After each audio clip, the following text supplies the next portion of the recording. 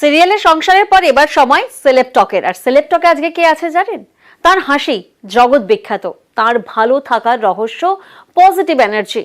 তিনি win to win পলিসিতে বিশ্বাসী করেন, আর তিনি হলেন আর কেউ নয়, অপরাজিতা আঢ্য। এবার বলিউডের ওয়েব সিরিজে দেখা যাবে তাকে।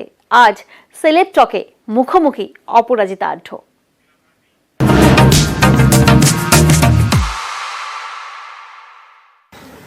সেলেব টকে এই মুহূর্তে মুখোমুখি অপরাজিতা আঢ্য। আর অপাদিকে প্রথমেই জিজ্ঞেস করতে হয়, এই যে হাসি খুশি থাকো, সবসময় একটা পজিটিভ এনার্জি, এটার রহস্যটা কোথায়? তুই বল, তুই বেশি ভালো জানিস, তুই আমাকে এতদিন চিনিস, তুই বল।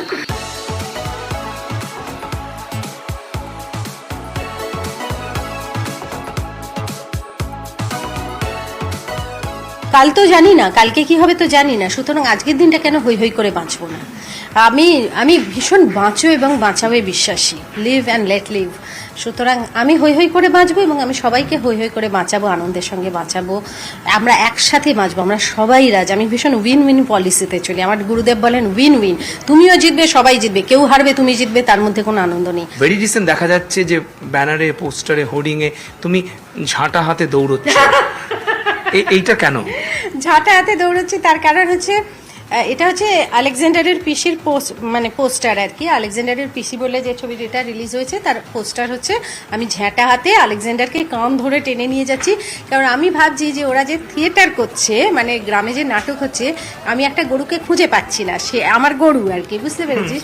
আমি ভাবছি ওরা সেই গরুটা বিক্রি করে দিয়ে থিয়েটার করছে। তা আমি বলছি তোদেরকে আমি থিয়েটার করার পয়সা দিই না, যখন যা পয়সা চাস তখনই, তাহলে আমার গরুটাকে বেচলি কোথায়? ডাকাত পড়েছে গো, ডাকাত পড়েছে। এ তো দমকল বাহিনী। কি নাম গো গুণী মানুষ?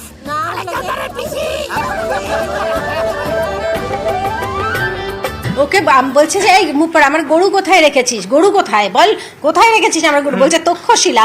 আলম চল, আমাকে তক্ষশিলা নিয়ে চল। সেটা কোন ছিল? আমাকে তক্ষশিলা নিয়ে চল, নিয়ে আমার গরু খুঁজে দে। পিসি, ওই গরু গুনতে এসছে। গরু কি সুন্দরবনের বাঘ নাকি যে তাকে গুনতে হবে?